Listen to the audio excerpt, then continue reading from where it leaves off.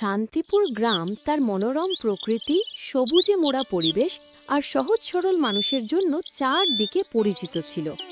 এখানকার মাটিতে যেন এক অদ্ভুত মায়া লুকিয়েছিল, এক ধরনের আপন ভাব, এক ধরনের মিষ্টি আবেগ। সেই গ্রামেই থাকতেন এক সম্মানিত ব্যবসায়ী শ্যামলাল। তার বাবার থেকে পাওয়া কাপড়ের ব্যবসা আজ আশেপাশের বহু গ্রামে ছড়িয়ে গেছে। শ্যামলালের পরিবারে ছিলেন স্ত্রী লক্ষ্মী, ছেলে রবি, মেয়ে মীরা আর এক সরল মোনা চাকর গোপাল। গোপাল একটু অদ্ভুত ধরনের হলেও হৃদয়টা ছিল একদম সোনার মতো। তার একটা অদ্ভুত অভ্যেস সবার চোখে পড়ত।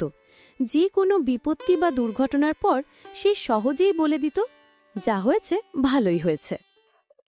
ও গোপাল, কোথায় গেলি তুই? সকালের চায়ের কাপ তো এখনো এলো না। এই যে মালকিন, যাচ্ছি যাচ্ছি যাচ্ছি, এক্ষুনি যাচ্ছি। গ্যাস তো জ্বলতেছিল না। এই নিন আপনার চা।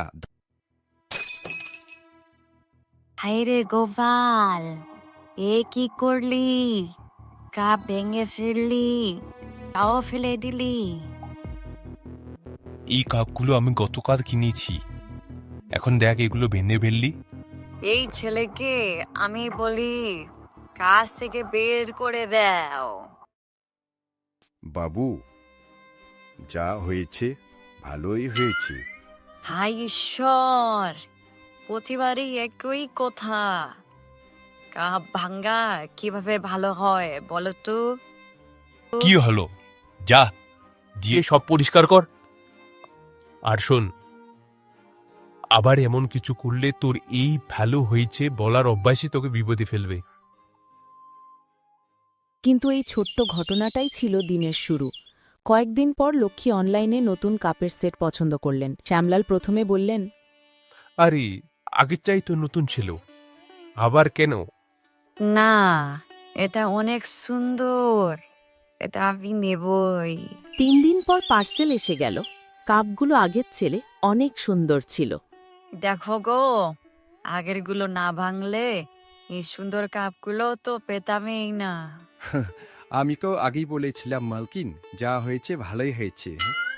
লক্ষ্মী অবাক হয়ে ওর দিকে তাকিয়ে হেসে ফেললেন। গোপালের কথায় আজ যেন সত্যই কিছু ছিল। দুপুরবেলায় বাবা, আজ আমি আর ভাই বাইরে খেতে যাচ্ছি, বন্ধুর জন্মদিনের পার্টি। হ্যাঁ বাবা, আমি তো বলতে ভুলে গেছিলাম। তোমাদের মধ্যে তো একটুও বোঝাপড়া নেই। আগে বললে তো ভালো হতো। এখন বাড়ির খাবারগুলো কে খাবে? যা হয়েছে ভালোই হয়েছে। ও গোপাল, একদিন তোকে ঠিক মারবো কিন্তু। কিছুক্ষণ পরে দরজার ঘণ্টা বাজে। লক্ষ্মী দরজাটি খুলল। দরজা খুলতেই দেখা গেল বাইরে সুমিত্রা আর বিপিন দাঁড়িয়ে আছে। দুজনকেই ভিতরে ডেকে সবাই মিলে একসাথে খেতে বসল। খাওয়া দাওয়া শেষ হওয়ার পর দেখো গো, যদি আজ বাচ্চারা বাড়িতে থাকতো খাবার কম পড়ে যেত। মালকিন, যা হয়েছে ভালো হয়েছে। রাতে সবাই গাছের নিচে বসে গল্প করল। ঠান্ডা হাওয়া বইছিল, কিন্তু তাদের মধ্যে সম্পর্কের উষ্ণতা ছিল অপরিবর্তিত। গোপাল, তুই আলাদা রে। তোর চোখে যে ভাবনা আমরা অনেক সময় বুঝি না রে। মালিক, জীবনে প্রতিটা ঘটনার একটা কারণ থাকে, তবে ভালো কিছুর আশাই রাখা উচিত। যা হয়েছে ভালোই হয়েছে। হঠাৎ একদিন দুপুরে শ্যামলালের দোকানে পুলিশ এলো। তুমি কি সেট শ্যামলাল? হ্যাঁ, আমি। আপনার বিরুদ্ধে অভিযোগ এসেছে, আপনি নকল ব্র্যান্ডের কাপড় বিক্রি করেছেন। কি বলছেন? আমি এত বছর সৎভাবে ব্যবসা করেছি। তদন্ত না হওয়া পর্যন্ত দোকানে সিল করে দেওয়া হবে।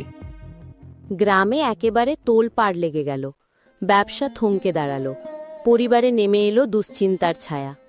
আমাদের তো বাইরে তোবা থেকে জমি সরে গেল। কি এমন কাজ করলো?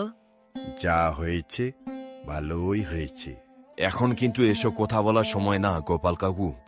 এখন আমি গোপালের কথাও বুঝতে পারছি, হয়তো এই ঘটনার আড়ালে অনেক কিছু লুকিয়ে আছে। প্রতিটা ঘটনাই একটা শিক্ষা দেয়, সময়ই বলবি।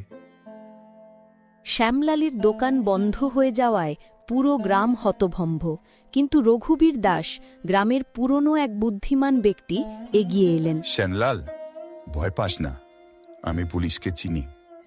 তুই কিছু লুকাস নেই, সত্যি একদিন না একদিন বের হবেই। রঘুবীর দা, আমার ব্যবসা যদি একবার বদনাম হয়ে যায়, আমি উঠতে পারবো না। বাবু, যা হয়েছে ভালোই হয়েছে।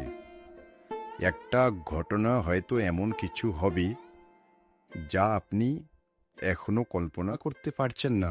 পুলিশ তদন্তে নেমে দোকানের পুরনো প্যাকেটগুলো পরীক্ষা করল। কয়েকটা কাপড়ের ভেতরে তারা পেল নকল ব্র্যান্ডের স্টিকার, কিন্তু সেটা শ্যামলালের কেনা আসল কোম্পানির প্যাকেটের সাথে মেলেনি। এই স্টিকারগুলো কি লাগিয়েছে? তদন্তে জানা গেল পাশের গ্রামের এক প্রতিদ্বন্দ্বী ব্যবসায়ী গোপনে শ্যামলালের দোকানে নকল স্টিকার ঢুকিয়ে রেখেছিল। উদ্দেশ্য ছিল একটাই, শ্যামলালের সুনাম নষ্ট করা। আমি জানতাম আমি কোনো অন্যায় করিনি। আপনি নির্দোষ প্রমাণিত হয়েছেন। আগামীকাল দোকান খোলা যাবে আর দোষীর বিরুদ্ধে ব্যবস্থা নেওয়া হবে। আমি শুধু বিশ্বাস রেখেছিলাম বাবু, যা হয়েছে ভালোই হয়েছে। আমরা এখন থেকে বাবার ব্যবসায় সাহায্য করব, সোশ্যাল মিডিয়ায় দোকানের প্রমোশন করব। আমি তো একটা পোস্টারও ডিজাইন করেছি। তাদের এই নতুন উদ্যোগে দোকানে আরও বেশি ক্রেতা আসতে শুরু করল। আমার ছেলেমেয়েরা এখন আমার সবচেয়ে বড় ক্ষমতা। আর গোপাল, তুই আমার শুধু চাকর না রে, আমাদের পরিবারের একজন। আমি শুধু বিশ্বাস রেখেছিলাম বাবু, যা হয়েছে ভালোই হয়েছে। কিছুদিন পর গ্রামে বার্ষিক মেলা বসল। সবাই দোকান সাজাচ্ছে, গান বাজছে, নাচ চলছে। গোপালকে বলা হলো একটা ছোট নাটক উপস্থাপন করতে। বিষয়, জীবনে ইতিবাচক দৃষ্টিভঙ্গি। আরে আরে, আমি তো অভিনয় জানি না। তুই নিজের মতো করে তোর গল্পটা মানুষকে শেখাবি। নিজের ভাষায় সে বলল তার জীবনের ঘটনা, কাপ ভাঙা থেকে শুরু করে দোকান বন্ধ পর্যন্ত সব। আর প্রতিটা জায়গায় সে বলল, যা হয়েছে ভালোই হয়েছে। দর্শকরা মুগ্ধ হয়ে শুনল। শেষমেশ তাকে পুরস্কৃত করা হলো।